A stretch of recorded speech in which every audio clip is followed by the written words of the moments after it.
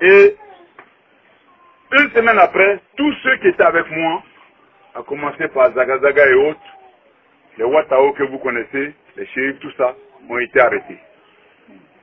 C'est-à-dire toute la brigade spéciale qui assurait sa sécurité, il les a fait arrêter. On les a mis à la poudrière.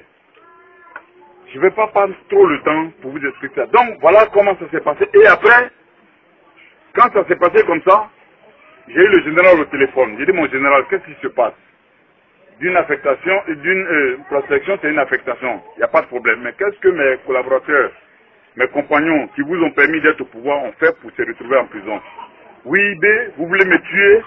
Oh, j'ai eu l'information, la certitude que vous voulez me tuer. J'ai dit, mon général, si on voulait vous tuer, il y a longtemps on l'aurait fait. Je pense que ce n'est pas la solution de mettre ces jeunes-là en prison. Démontrer au peuple que vous êtes un idole de la paix, parce que c'est ce que vous dites, que vous êtes un des produits purs du feu Boigny. Donc, démontrer par des preuves, en libérant ces jeunes pour dire, vraiment je voulais obtenir la libération de mes compagnons. J'ai dit libérer ces jeunes et démontrer au peuple que ces jeunes voulaient vous tuer, mais vous, comme vous croyez en Dieu, vous les libérez et vous les laissez avec leur conscience. Il me dit oui, j'ai compris. Le lendemain, on m'appelle, me dit, ton adjoint la grenade, Gueye a donné instruction, il a été tué en prison. Donc, il a commencé à les liquider un à un en prison. J'ai pris mon téléphone, j'ai appelé le général, j'ai dit mon général, mais vous oubliez vite, vous venez de tuer la grenade, mais sachez que vous allez tous nous tuer. À partir de cet instant, moi je te déclare la guerre. Je ne suis plus attaché militaire au Canada et considérez-moi comme votre adversaire. Voilà comment le général et moi, nous sommes séparés. Donc j'ai rendu ma démission officiellement. Mais dites-moi, il y a combien de généraux en Côte d'Ivoire ici qui vont abandonner un poste juteux au Canada, attaché de défense pour des frères qui sont en prison? Dites-moi. Combien? Malgré que le pays était en sang là, aucun n'a démissionné pour se mettre du côté du peuple. Aucun. Même s'ils fuient leur bataillon, ils vont se cacher. Au lieu de se mettre du côté des jeunes civils volontaires, quelques militaires, au lieu de venir les soutenir, leur apporter leur expérience, ils ne le font pas. Ils sont tous allés se grouper derrière le pauvre monsieur à l'hôtel là-bas et ils laissent le peuple à la merci des mercenaires et des terroristes. Seuls les enfants, seuls. C'est ça qui est la vérité. Alors moi je démissionne de ce poste juteux où je n'avais pas moins de 4 millions par mois. C'est-à-dire tout est pris en charge. Mais j'ai laissé tomber ça. Je ne comptais sur rien. Je suis un fils de pauvre. Mes parents n'ont jamais été des grands fonctionnaires. Mais j'ai laissé tomber.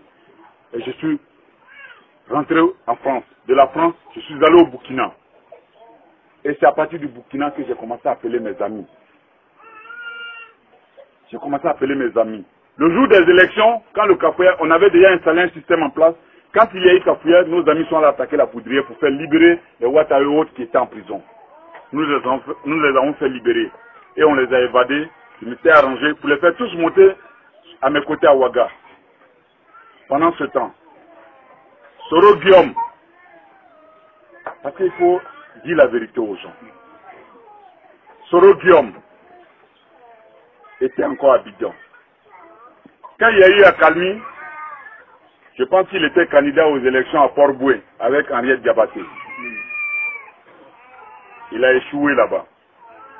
2 fois, mes gens ont commencé à venir. Blaise m'a permis de recueillir mes éléments qui étaient dans des situations clandestines à Abidjan. Donc, on a pu les faire sortir un à un. Thiopodier, Adams, Watao, Zagazaga, plein d'autres. Mais Soro Guillaume n'était pas dedans, lui il était un politicien. J'étais à Ouaga un jour, après quand ils ont échoué les élections législatives, il est venu me rendre visite à Dafouri. J'étais chez moi, on me dit non, qu'il y a Soro Guillaume et Dafouri qui sont venus te dire bonjour. J'ai dit ok, il n'y a pas de problème. Et j'ai dit oui, jeune homme, qu'est-ce que je peux faire? Il dit non, grand frère, ton combat est une lumière pour nous, nous sommes venus te soutenir.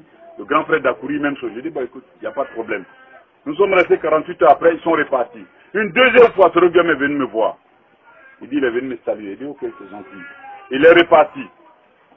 Et nous avons lancé une opération en 2001 pour renverser le général Laurent Gbagbo. Malheureusement, ça n'a pas marché. Et ce Roguem est passé à Paris et j'étais là un jour, j'ai reçu un coup de fil. Il me dit qu'il était allé s'inscrire à Paris 8. Paris 8, c'est une université de Paris.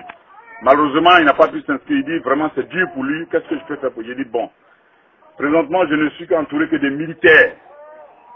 Et les journalistes ne cessent pas de m'appeler à tout instant voulant discuter avec moi. Moi, je n'ai pas ce temps. Je m'organise à voir ce qu'on peut faire. Donc viens, toi tu vas t'occuper des journalistes. C'est comme ça que j'ai fait venir ce Roguem à côté de moi, comme porte-parole. Tu t'occupes des journalistes. Et c'est de là est née toute cette histoire. Nous avons monté le 19 septembre. J'ai préparé mes hommes pendant près de 6 mois. Nous avons fait 2 ans et demi à Ouaga. Mais pour lancer le 19 septembre, nous sommes retirés en brousse. Préparer mes hommes pendant près de 6 mois. On a tout calé. Le jour où je faisais partie mes hommes sur le terrain, un ami m'a aidé financièrement. Je veux préciser quelque chose. Je n'ai jamais reçu 5 francs d'un homme politique. Presque pendant mes 3 ans au Burkina Faso. Je vous dis sincèrement, devant Dieu, je n'ai pas reçu 5 francs d'un homme politique de Côte d'Ivoire. Donc je ne dis pas de nom. Je dis bien de Côte d'Ivoire. Je n'ai pas reçu 5 francs, ni d'homme d'affaires, ni d'un homme politique, pour entretenir ces hommes. Qu'est-ce que j'ai à mentir? Si quelqu'un m'a aidé, pourquoi je vais dire qu'il ne m'a pas aidé? Qu'est-ce que je gagne là-dedans? C'est Dieu qui nous a aidés. Et l'État burkinabé qui nous a donné des villas. C'est ça la vérité. Après la formation, un ami libanais m'a envoyé 60 millions de francs CFA. J'ai fait des enveloppes. L'intendant était celui qu'on appelle Gaussou. Il est avec la rébellion de Diagao, le com-zone de Bundiali. J'ai dit, fais des enveloppes de 300 000. J'ai fait des enveloppes de 300 000 pour tous les éléments qui devaient rentrer. Je les avais découpés en 3 groupes. Parce qu'il devait y avoir 3 attaques simultanées. Abidjan, Bouaké, Korogo. Et chaque chef de groupe, Abidjan, c'était Kobo. À Bouaké, c'était Zagazaga. Et à Korogo, c'était Messamba. Voilà comment étaient constitués les groupes. Et chaque élément avait 300 000 en poche comme commission. Et je leur ai dit, c'est 300 000. C'est pour vous permettre de manger sur le terrain.